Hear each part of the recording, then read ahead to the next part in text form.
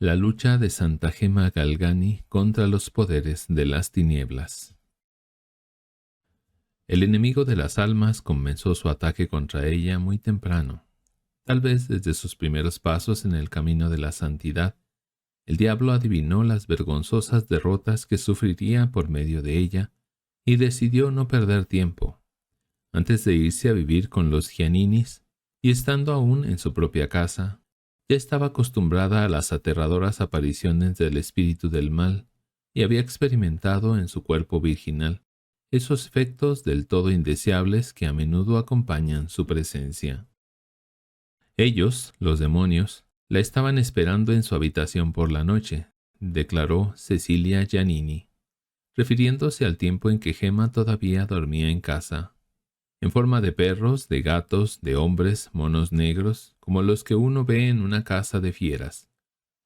Gema sufrió mucho, y hasta habló de ellas con su confesor, y él, habiéndome pedido por medio de Gema que viniera a verlo, me dijo que averiguara cómo eran estas cosas. A veces, a su regreso, se encontraba con dos de estos extraños hombres que la hacían girar violentamente y luego la golpeaban con cuerdas. Pero, ¿qué importaban estos golpes a alguien tan ávido de sufrimiento, aun cuando fueran golpes por un odio satánico? Las cosas llegaron a tal punto que el maligno tomó la forma de una persona conocida por ella que trabajaba en la farmacia de su padre, un buen chico con el que Gema nunca había hablado.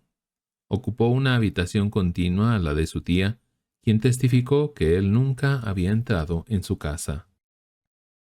Durante su grave enfermedad, una tal señora Rossi solía llevarle dulces, práctica suya cuando visitaba a los enfermos. Los dulces se colocaron en una cómoda, pero cuando se sacaron de nuevo, se encontraron todos estropeados y ya no eran aptos para su uso.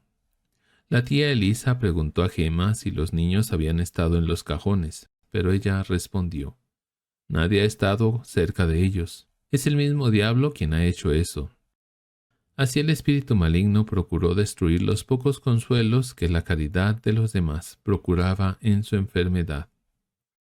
Posteriormente, estas persecuciones se hicieron tan reales que sus tías, que dormían cerca y eran objeto de disturbios, pensaron en darle una habitación más alejada de ellas. Así escribió Gema a Monseñor Volpi. La tía Elisa se levantó de la cama porque dijo que me escuchó llorar y yo le confirmé que había llorado. Estaba casi desesperada. Le rogué que volviera a la cama y que no despertara a los demás, pero ella comenzó a discutir conmigo y consigo misma y luego se fue.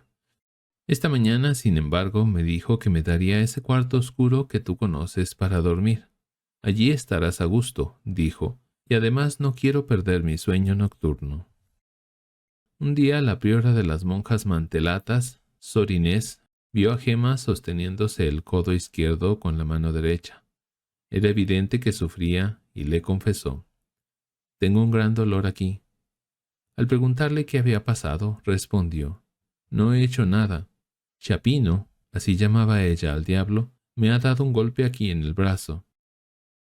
Más grave aún fue el siguiente incidente del que da testimonio la misma hermana Inés, a quien, por consejo de Monseñor Volpi, Gema confió los secretos de su alma. Citaremos sus palabras exactas. Tenía muchas angustias, sobre todo por el diablo. Trató de aterrorizarla, se le apareció y le dio golpes. Me contó una vez que una noche al regresar a su casa y entrar en su propia habitación, vio allí sentado a Monseñor Volpi con su túnica episcopal. Llena de terror, corrió a arrodillarse ante un cuadro de la Santísima Virgen de los Dolores. Mientras ella oraba así, esta aparición, con la apariencia de Monseñor Volpi, sacó un palo nudoso y la golpeó sin piedad, haciéndola escupir sangre. Después, él desapareció y todo volvió a estar en paz. Pero sin embargo, ella permaneció toda la noche en oración ante la Santísima Virgen. El siguiente incidente fue atestiguado por Mariana Bianchini. Un día que ella vivía, que yo sepa, en la vía del Visione y frecuentaba la iglesia de San Pedro Somaldi, me dijo que muchas veces el diablo trataba de impedirle recibir la Sagrada Comunión. Ella dijo que el diablo, disfrazado de un hombre de aspecto tosco, la empujaría y hasta tiraría al suelo en el lodo para obligarla a volver a casa, y que ella volvía a cambiarse y luego volvía a la iglesia a recibir la Sagrada Comunión. A veces lo encontraba en la puerta de la iglesia de San Pedro con el aspecto habitual de un hombre de aspecto tosco, y él le decía: «No vayas a comulgar, cometerás un sacrilegio. Anoche eran culpables de cosas malas». Gemma no solía hacerle caso, pero me confesó que en una ocasión sí le hizo caso y no comulgó, aunque iba a la iglesia a oír misa. Al salir de la iglesia se encontró al hombre en la puerta, y él estaba complacido con ella y se regocijó porque ella lo había escuchado por fin. Entonces Gemma se dio cuenta de que había sido engañada por el maligno, y, al regresar, inmediatamente a la iglesia, recibió la Sagrada Comunión. Me confió que al volverse con la firme resolución de ir a comulgar, le dijo al hombre: «Oh, comprendo». Y con eso quería decir: «¿Así que tú eres el diablo? Bueno, voy a recibir la Sagrada Comunión para fastidiarte».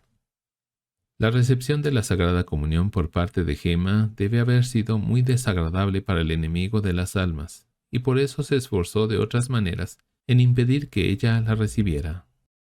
La hermana Julia Sestini declara que un día Gemma le preguntó si tendría el valor suficiente para recibir la Sagrada Comunión cuando el diablo estaba al lado del sacerdote, con armas en las manos. Sor Julia respondió que sería algo hermoso morir así, con Jesús en el corazón. Gemma confesó que había recibido la misma respuesta de su confesor, y luego le confió a su amiga que cuando comulgaba, muy a menudo veía al diablo al lado del sacerdote, amenazándola de muerte. El ataque se vuelve más feroz.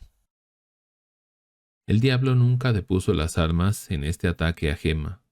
El hecho mismo de que no pudiera conquistarla en nada solo profundizó su odio.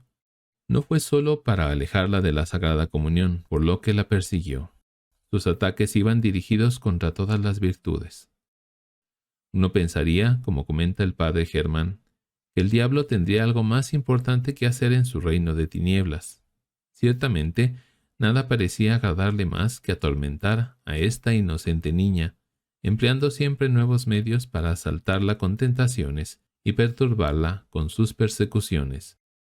La violencia de estos ataques aumentó cuando se fue a vivir permanentemente con los Gianninis, porque su alma estaba todos los días cada vez más absorta en Dios. Satanás recurrió a todas las estratagemas para obstaculizar sus vuelos hacia lo sobrenatural. Mencionamos aquí algunas de las vejaciones a que fue sometida por el diablo, vejaciones que se atestiguan en los procesos. A veces veía temblar la cama debajo de Gemma, que temblaba de pies a cabeza, y supo entonces que estaba siendo golpeada por el enemigo infernal. Cecilia buscó ayudarla mediante el uso de agua bendita. Un día estos ataques ocurrieron mientras ella estaba en éxtasis. Cecilia colocó el escapulario de los 7 dolores sobre sus hombros e inmediatamente fue liberada. «Ahora, ahora, descarga tu ira sobre mí si puedes», se le oyó decir a los demonios. Y entonces recordó que Monseñor le había prohibido hablar con el demonio, y, queriendo confesarlo como una desobediencia, se lo dijo a la tía Cecilia. La tía Cecilia estaba parada y podía escucharla decir eso. El diablo la había golpeado tanto que ella creía, según sus palabras, que sus pulmones colapsarían.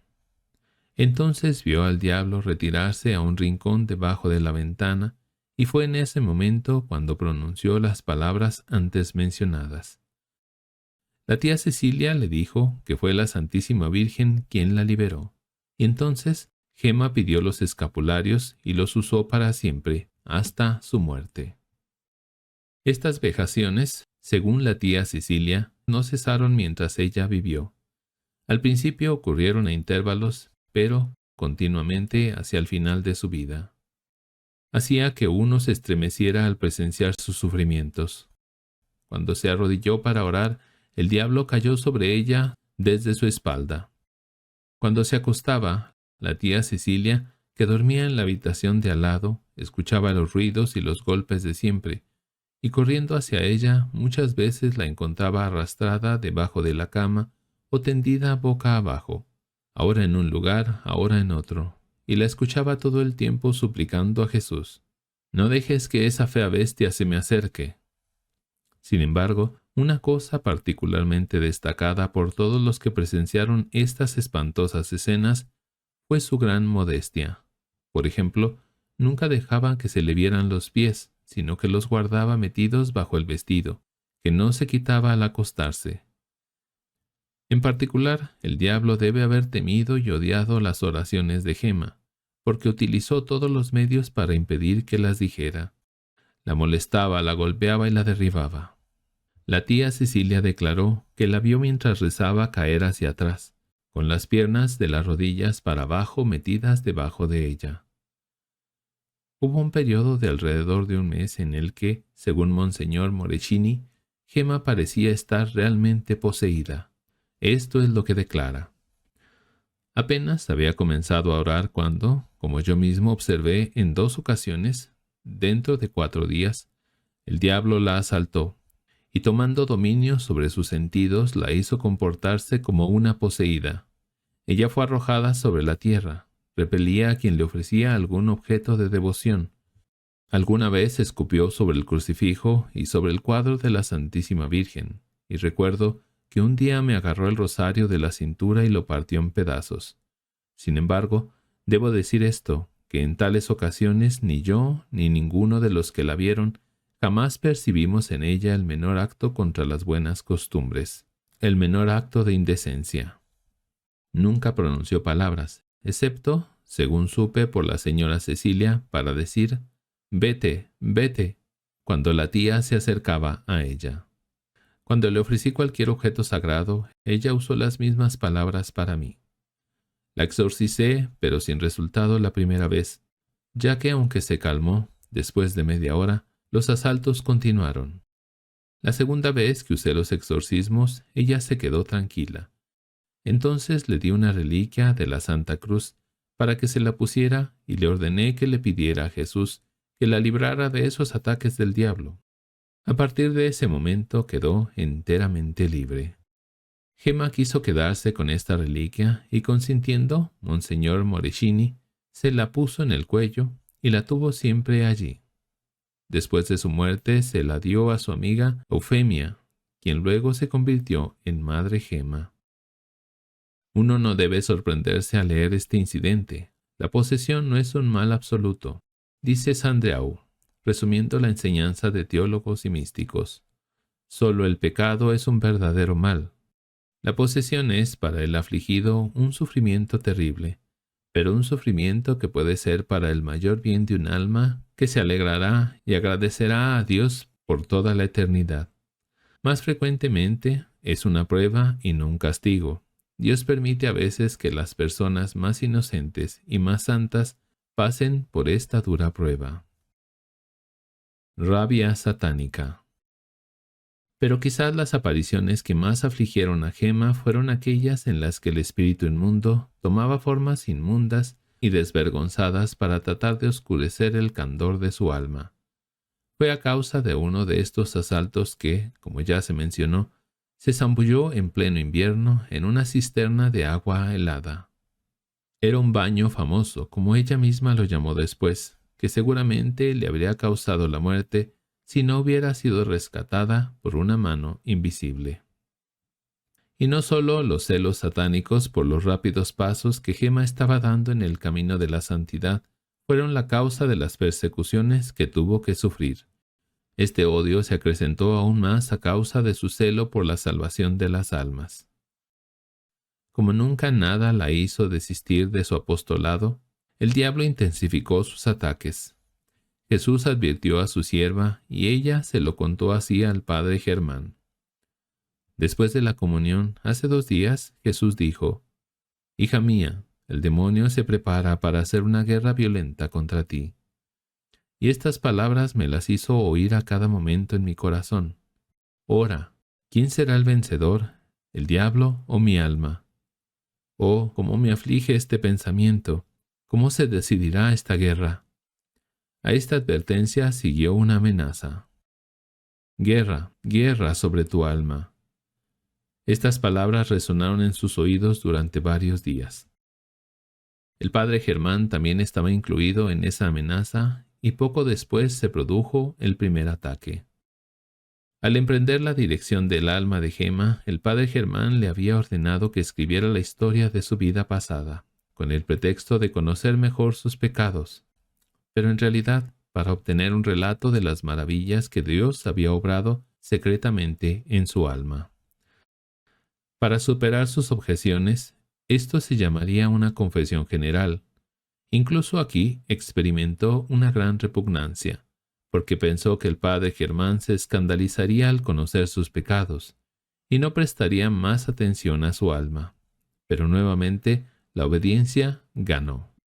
Gemma se puso manos a la obra y escribió unas 100 páginas en las que hábilmente hizo todo lo posible por ocultar los abundantes dones que Dios había derramado sobre ella. Mediante la confesión de los pecados con los que declaraba haberlos estropeado. Sin embargo, contrariamente a sus deseos, logró escribir una autobiografía admirable. Esta humilde pero gloriosa confesión alteró la ira del diablo. Como había tratado de impedir que se escribiera, así trató de poner obstáculos en el curso del trabajo, apareciéndose a ella en forma visible y diciendo: bien hecho, escribe. Es todo mi trabajo. ¿Dónde puedes esconderte ahora? Pero Gemma continuó y terminó su tarea.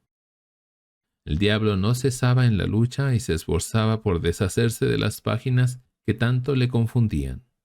La confesión general, o mejor dicho, la autobiografía, fue dada por indicación del padre Germán a la tía Cecilia, quien entonces esperó una oportunidad favorable para enviársela. Pero un día el manuscrito que ella había puesto bajo llave desapareció y no pudo ser encontrado.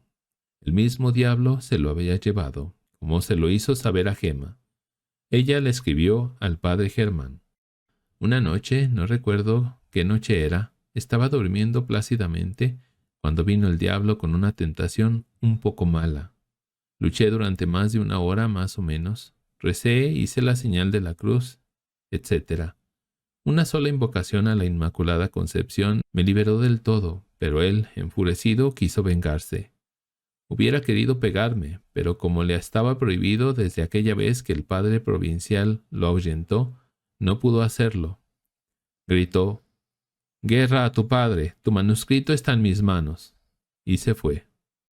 Para forzar la restauración del manuscrito a su lugar, el padre Germán recurrió a exorcismos y fue devuelto. ¿Pero en qué estado? Todas las páginas estaban manchadas de humo y chamuscadas, como si hubieran estado en una hoguera. Sin embargo, la escritura aún era legible, por lo que Gemma no tuvo que hacerlo por segunda vez. El manuscrito, tal como salió de las manos del diablo, está ahora conservado por el postulador general de los pasionistas, y es un elocuente monumento de la ira impotente del ángel de las tinieblas contra la humildad de la sierva de Dios. En la misma carta citada anteriormente, Gemma dijo: «1 hora más o menos después de haberme confesado, el diablo dijo: mientras lo estés haciendo por ti misma, haz lo que quieras, pero asegúrate de no hacer nada para ayudar a los pecadores, o me las vas a pagar muy caro. Padre Germán, dígame algo. ¿Cómo acabará todo esto? El diablo está usando todos los medios a su alcance y está pensando en los demás». Y el maligno ciertamente usó todos los medios a su alcance, pero todos sus esfuerzos fueron en vano. Trató de causar problemas entre Monseñor Volpi y el padre Germán, con cartas que, si no fueron realmente escritas por él, debían, por el veneno que contenían, haber sido escritas a su dictado o bajo su inspiración. Para desacreditar a la sierva de Dios, tomó de un escritorio las cartas que Gemma había recibido de su director, cartas que guardaba religiosamente y leía y releía para su provecho espiritual, y las esparció por el suelo, donde fueron encontradas a la mañana siguiente. Naturalmente, se sospechó de Gemma, y ella escribió inmediatamente al padre Germán lo siguiente: «Padre, padre, Jesús todavía está expuesto sobre el altar. Corre hacia él y pregúntale quién fue el que esparció mis cartas, que son las tuyas, por todo el piso. Soy sospechosa, pero me parece que no lo hice. Todos lo saben porque se pensó que había ladrones en la casa y llamaron a todos. ¿Me entiende, padre? Todas sus cartas fueron encontradas tiradas por la habitación. Jesús te lo explicará todo. Se lo he dicho a mi confesor y me dijo que era el diablo. ¿Quién sabe qué hará el diablo a continuación, padre? Pero si le parece bien, hágalo saber a la casa. Había adivinado la razón de estas mezquinas estratagemas del ángel de las tinieblas. Sí, sí, escribió. El monstruo redoblará sus esfuerzos para privarme de la ayuda, porque ve que esta ayuda es para mí una gran bendición. Pero incluso si esto sucediera, Jesús de todos modos vendrá con la misma frecuencia a mi corazón. Con esto en mente, el espíritu maligno primero trató de quebrantar su confianza en su confesor, tomando su apariencia y sentándose en su lugar en el confesionario. En una ocasión la sierva de Dios lo reconoció cuando hablaba, siendo sus palabras tan diferentes de las que estaba acostumbrada a oír al piadoso Monseñor Volpi, y huyó horrorizada. En otro momento, sus insinuaciones fueron tan sutiles que estuvo a punto de creerle, y el padre Germán da fe de que tardó mucho en devolverle la tranquilidad. El diablo contra el padre Germán. Contra el padre Germán, el diablo y sus esfuerzos serán incesantes. Gemma a veces estaba a punto de ceder. Ella misma lo mencionó en una carta. Ciertamente había perdido toda mi confianza en el padre. Mi enemigo, ese diablo que está lleno de engaños sin límites, me estaba haciendo ver tan claramente que el padre quería que yo perdiera mi alma, que yo le había creído bastante. Pero Jesús me ha iluminado. El enemigo no deja de visitarme de vez en cuando. Escribió con su acostumbrada franqueza a su director. Le gustaría quitarme de nuevo la tranquilidad que me dio, pero Jesús me ha ayudado y no ha podido hacer nada. Basta que yo haga un acto o diga una oración, o me ponga a meditar, para que esa cosa fea comience sus ataques diciendo: ¿qué le importas a él? Está faltando a su deber, es un charlatán.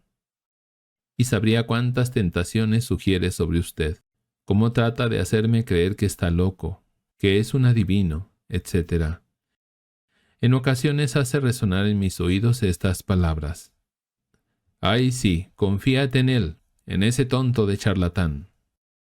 ¿Qué impresión le causaron al padre Germán estos nada menos que cumplidos deseables? Ciertamente recordaba las palabras que el diablo le había dicho a Gemma: «Guerra, guerra contra vuestro padre y vuestras almas». Y su comentario: «Parece que la bestia está más furiosa con usted que conmigo». Y puedo decir, añadió algunos años después en su biografía de Gemma, que el diablo supo muy bien cumplir su palabra. Por correspondencia, en alguna ocasión, ella le escribió a su director: «Ayer se produjo un nuevo ataque, poco después de haberme confesado.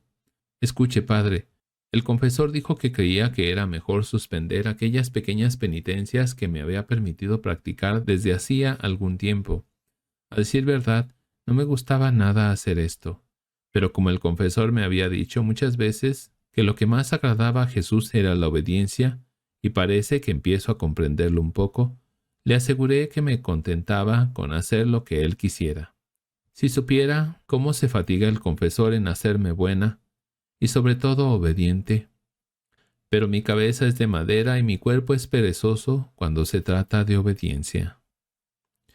De todos modos, cuando llegué a casa después de la confesión, me llevé todo y por lo tanto estaba muy en paz. Sin embargo, no duró mucho. Apenas tuve un momento para mí, pues era el momento de mi oración. Me arrodillé y comencé a rezar el rosario de las 5 llagas de Jesús. En la 4ª llaga vi ante mí una figura como Jesús recién flagelado, con el corazón abierto y sangrando. Terminé el rosario y luego dije en voz alta: «Benditos sean Jesús y María». No me respondió. Lo repetí y dijo: «Bendito, bendito», pero no pronunció los nombres de Jesús y María. Comprendí quién era e hice la señal de la cruz. Continuó, sin embargo, quedándose con el corazón abierto y sangrando, y comenzó diciendo: «¿Es así, hija mía? ¿Que me pagas? Mírame, mira cuánto he sufrido por ti.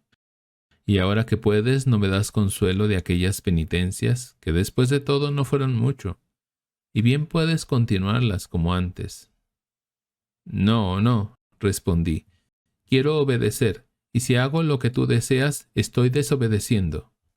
Y así, en esta ocasión, también el astuto enemigo tuvo que retirarse en confusión, porque Jesús había venido a ella y le había dado una señal para que supiera cuando el diablo estaba cerca y le hablaba. Una mañana, después de la Sagrada Comunión, escribió ella misma: Me pareció que Jesús me advirtió que cuando viera algo, inmediatamente dijera esas palabras, es decir, benditos sean Jesús y María. Si las palabras se repetían a cambio, era de Jesús, si no, era del diablo. Así Jesús continuó consolándola. El único temor que inquietaba a Gemma después de estos asaltos y estas apariciones era el temor de haber ofendido a Jesús. Ella se quejó de esto a él. «Dejo que sucedan estas cosas», respondió Jesús, «para que todos puedan saber que eres débil y que puedes pecar, y entonces conocerán tu miseria, y aprenderás a ser humilde, verdaderamente humilde. Con todos tus defectos, solo hace falta una pequeña cosa para que te enorgullezcas». «Pero, Jesús mío», respondió Gemma, «haz al menos que no te ofenda de nuevo». Y Jesús respondió entonces: «No sigas tu propia voluntad, y estarás siempre a salvo». En alguna ocasión Gemma escribió a su confesor: «Monseñor, el diablo me ha vuelto a atacar. Escuche, ayer la tía me dijo que sacara un balde de agua. Saqué el agua y llené los cántaros. Luego tomé el balde para volverlo a su lugar. Y en mi camino tuve que pasar una imagen del corazón de Jesús. Al ver esa imagen, mi corazón dio 3 o 4 saltos violentos. Saludé a Jesús con estas palabras: «Oh Jesús mío, apresúrate a concederme la gracia de estar unida para siempre contigo. Hazme tan tuya que nunca podamos separarnos el uno del otro». Poco después de haber pronunciado estas palabras, recibí un golpe tan fuerte en el hombro izquierdo que caí al suelo, pero nada se rompió. No entiendo qué significa todo esto, pero me dolió mucho. Hubo otro ataque al día siguiente. Esta vez en realidad fueron 2. Estaba aterrada. Estaba pensando en Jesús, pero no podía llamarlo de boca a boca. La Santísima Virgen me había dicho poco antes: «El ataque está por comenzar, y durará hasta que tengas en tus manos una imagen del hermano Gabriel». Esto era cierto. Se refería a San Gabriel de la Dolorosa. En su siguiente carta a Monseñor Volpi, Gemma menciona otra visita desagradable. Me dijo que cuando decida meterme en un convento no me dejará ir, y que la noche anterior me despedazará con unas tenazas. Luego me golpeó un poco. Con la ayuda del agua bendita y la intercesión de San Pablo de la Cruz, finalmente me deshice de él. Empecé a orar un poco y estaba en medio de mi meditación cuando vino de nuevo. Le dije entonces: «Vete, bestia inmunda. ¿No ves que en vez de hacerme perder el alma, me ayudas a salvarla?». Corrió rápidamente muy lejos. Continué mis oraciones y así todo terminó bien. La siguiente tentación fue quizás la peor que pudo afligir el alma de quien estaba tan llena de amor a Dios.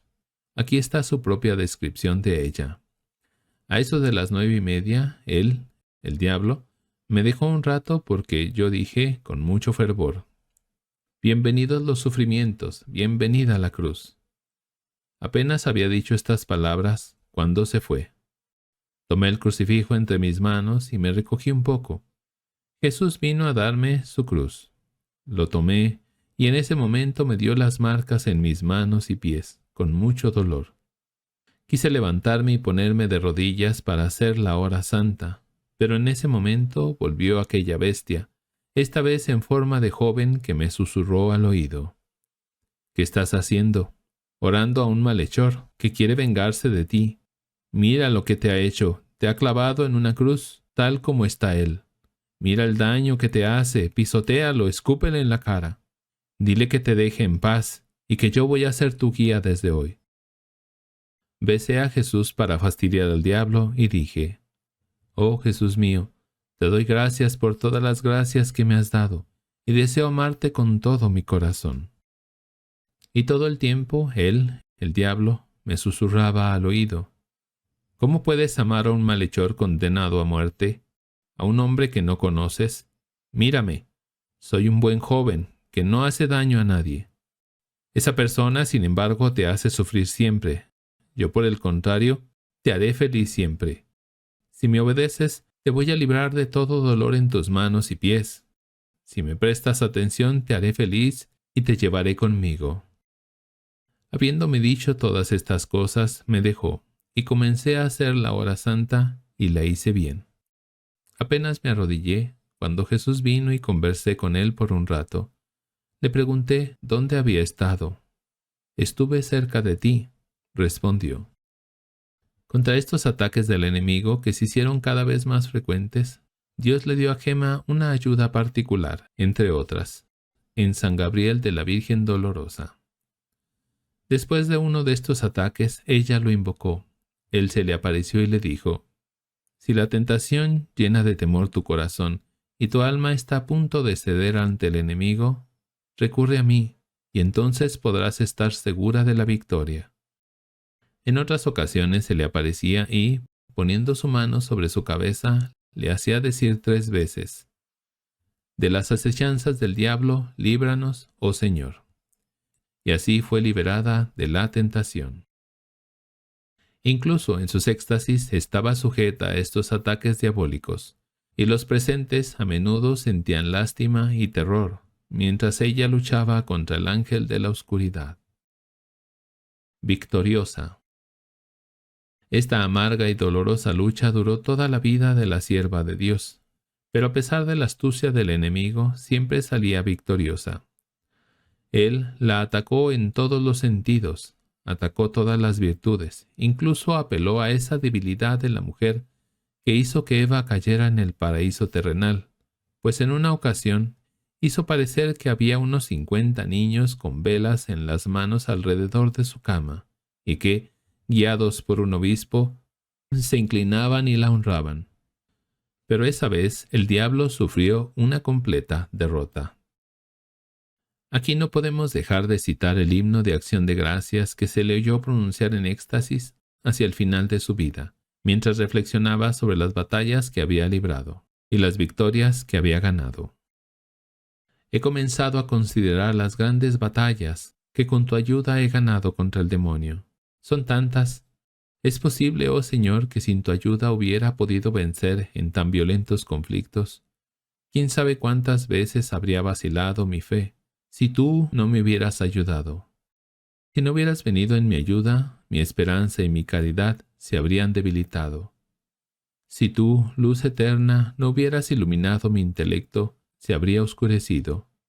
Y, oh Jesús, cuántas veces se habría debilitado mi amor, si tú no lo hubieras fortalecido con tus caricias. Y mi voluntad, la fuerza de mi alma que más cuenta, esta voluntad mía se habría vuelto muchas veces perezosa, si tú no hubieras venido con tu fuego a encenderla. Reconozco que todas mis victorias fueron por obra de tu amor infinito. Santa Gemma Galgani ruega por nosotros.